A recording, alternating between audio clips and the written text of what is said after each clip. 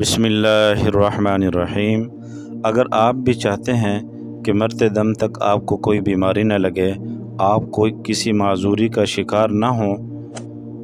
بلکہ ہر انسان کی یہ فطرت ہے اور اس کی خواہش ہوتی ہے کہ وہ کبھی بوڑھا نہ ہو اور اس کے اعضاء اور جوارح وہ ہر وقت مرتے دم تک جو ہے صحیح کام کرتے رہیں، اور اس کی بینائی جو ہے وہ مرتے دم تک صحیح رہے، اور اس کی شنوائی صحیح رہے، اس کے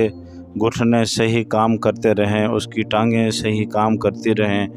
لیکن ہم دیکھتے ہیں کہ انسان نہ چاہتے ہوئے بھی بوڑھا ہو جاتا ہے، اس کے چشمے لگ جاتے ہیں، کانوں پر جو ہے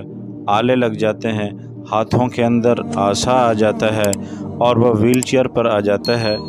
تو یہ انسان کی فطرت ہے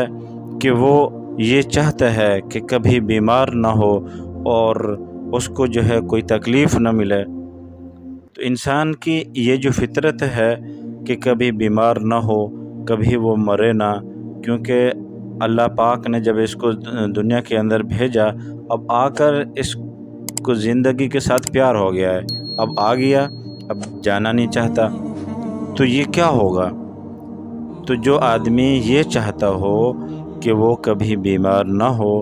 تو اس کو چاہیے کہ سورۃ الروم کی آیت اعوذ باللہ من الشیطان الرجیم بسم اللہ الرحمن الرحیم